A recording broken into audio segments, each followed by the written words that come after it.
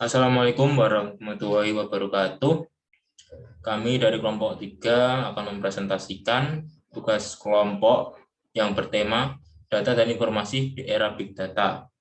Pertama-tama, perkenalkan, nama saya Dewi Jianto, NIM 2021533035. Perkenalkan, nama saya Amelia Vega Utomo, nomor NIM 2021533034. Perkenalkan, nama saya Tiara Septiana Diana, NIM 20215347.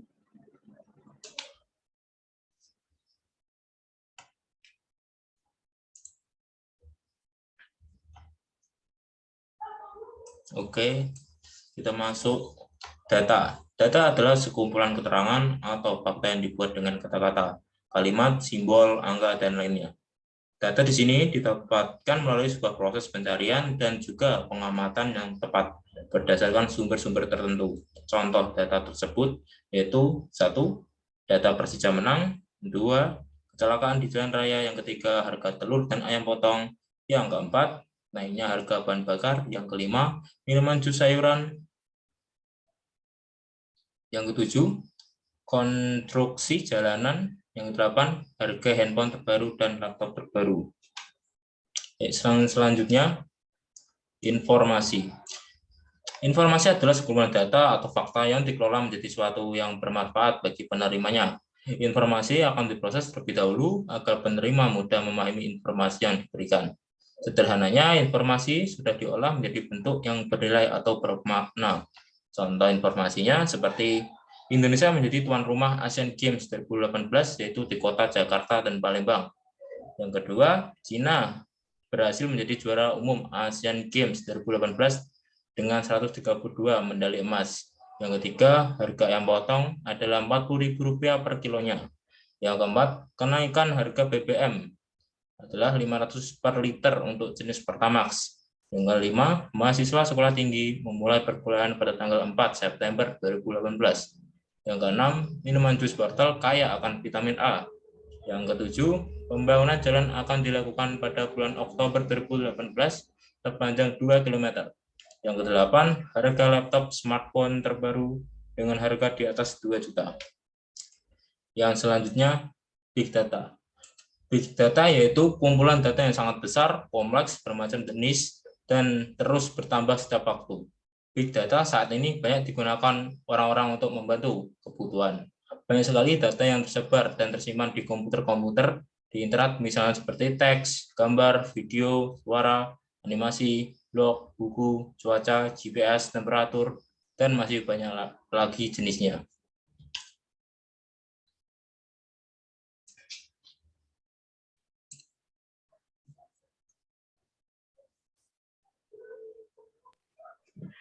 Sejarah Big Data. Istilah Big Data baru dikenal pada tahun 2005 ketika diluncurkan oleh Rogers Mougales dari O'Reilly Media. Istilah Big Data mengacu pada kumpulan data besar yang hampir tidak mungkin dikelola dan diproses menggunakan tools intelijen bisnis tradisional. Pada tahun 2010, Eric Schmidt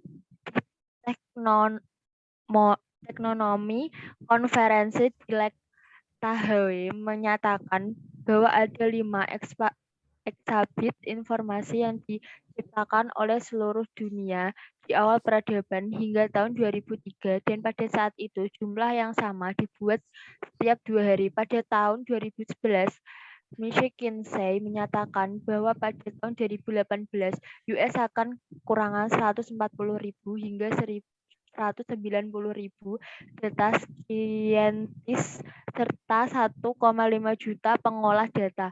Dalam beberapa tahun terakhir, banyak muncul startup Big Data dan semuanya mencoba membantu berbagai perusahaan untuk menangani Big Data. Walaupun sudah mulai banyak dimanfaatkan, namun revolusi Big Data diprediksi akan terus berlangsung di tahun-tahun mendatang.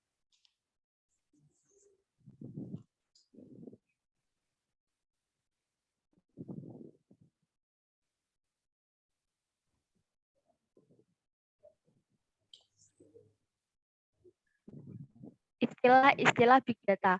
1. Volume. atau jumlah data, yaitu kegiatan di mana perusahaan mulai mengumpulkan data sebanyak mungkin. Data ini didapatkan dari berbagai macam sumber seperti transaksi bisnis, media sosial, perangkat pintar, video, peralatan industri, dan masih banyak beberapa sumber lainnya. Proses mengumpulkan data ini pada awalnya terasa sangat sulit, apalagi ketika istilah dari big data ini menjadi sesuatu yang asing di telinga.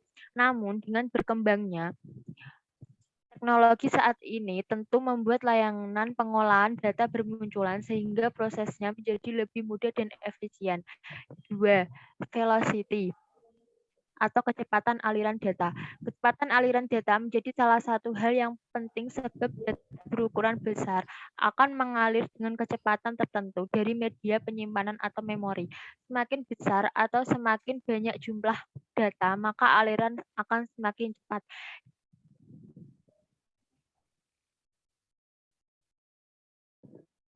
3. Varietas mengarah pada aneka macam atau jenis data yang berhasil didapatkan dari berbagai macam sumber.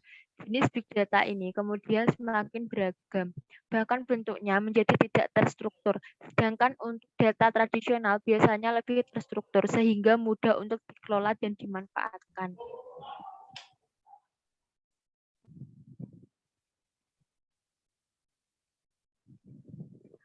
Cara kerja big data.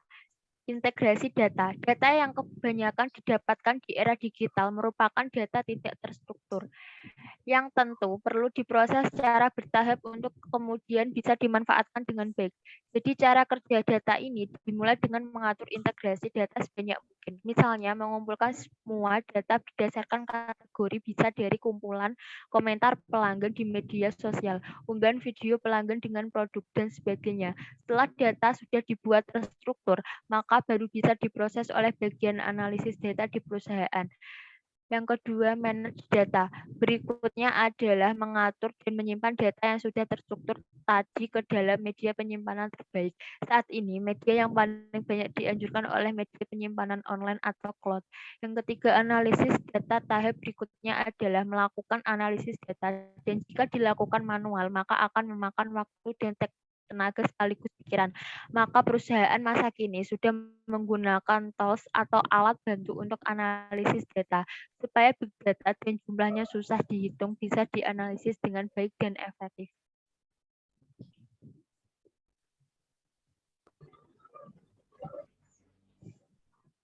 Contoh penerapan big data. Yang pertama, perusahaan perbankan. Perusahaan perbankan kini sudah jamak memanfaatkan oleh data dalam skala besar untuk menyediakan produk dan layanan yang semakin beragam dan berkualitas. Perbankan akan mendapat data dari aplikasi perbankan maupun transaksi perbankan offline di berbagai kantor cabang. Hal ini memudahkan bank mengetahui apa saja yang dilakukan nasabah terhadap produk dan layanan yang disediakan. Supaya ke depannya perbankan tersebut bisa meninggalkan kualitas layanan sehingga semakin banyak nasabah yang terbantu dan menjadi pengguna jasa yang royal. Yang kedua, perusahaan retail. Banyak perusahaan retail kini menawarkan layanan membership, menyediakan aplikasi belanja online, membangun website, dan lain sebagainya. Semau ini membantu perusahaan mendapat data berskala besar tidak hanya dari transaksi langsung di lokasi retail, namun juga mendapat data dari sumber lain sehingga membantu perusahaan retail ini untuk berkembang. Misalnya menentukan promosi seperti apa yang tepat, menarik, dan sesuai kebutuhan konsumen. Kemudian produk apa saja yang termasuk jenis produk baru dan perlu segera disediakan. Perusahaan retail kemudian bisa terus berkembang dan bertahan di tengah kencangnya arus persaingan, sebab mampu mengumpulkan dan mengolah data berukuran besar dengan baik.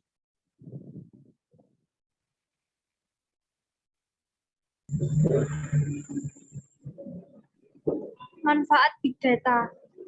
Pertama yaitu bidang analitik. Manfaat yang pertama datang dari kegiatan analisis atau analitik yang dilakukan perusahaan, khususnya yang meluncurkan website atau platform yang dan aplikasi. Adanya kumpulan data besar membantu perusahaan untuk menemukan masalah penyebab kegagalan dari website dan aplikasi yang diluncurkan.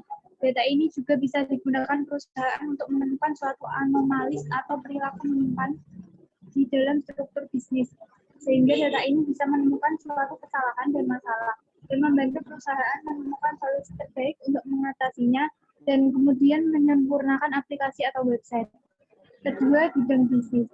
Data berskala besar ini juga memberi manfaat yang sangat besar, seperti membantu perusahaan meningkatkan sistem operasional bisnis, menyusun CRM, customer relationship management yang tepat, dan juga meningkatkan pengalaman penggunaan aplikasi yang diluncurkan dengan segala perbaikannya. Ketiga, bidang informasi. Bidang data kemudian juga bermanfaat dalam mengelola dan menyediakan media sosial terbaik, dan membantu lebih banyak perusahaan menemukan data yang sesuai kebutuhan. Selain itu, data besar akan membantu setiap perusahaan termasuk suatu negara untuk menciptakan perangkat cerdas yang memudahkan aktivitas manusia. Permasalahan mengenai big data. Pertama, yaitu ukuran data yang banyak dan beragam membuat data banyak yang tidak terstruktur. Kedua, hanya berfokus pada tren individu. Berdampak pada kecepatan yang lebih diutamakan daripada suatu ketepatan. Penggunaan big data yaitu menciptakan transparansi. Big data dapat lebih mudah diakses oleh yang berkepentingan. Kedua, perusahaan semakin meningkatkan penggunaan big data untuk mengatasi tantangan operasional. Ketiga, mendukung pengendalian keputusan manusia dengan algoritma yang sudah diotomatiskan. Kesimpulan dan saran. Kesimpulan, saat ini kita sedang berada di era teknologi informasi dan pemberdayaan big data adalah salah satu kunci sukses. Jadi, big data adalah data yang berukuran raksasa dan volumenya akan terus bertambah.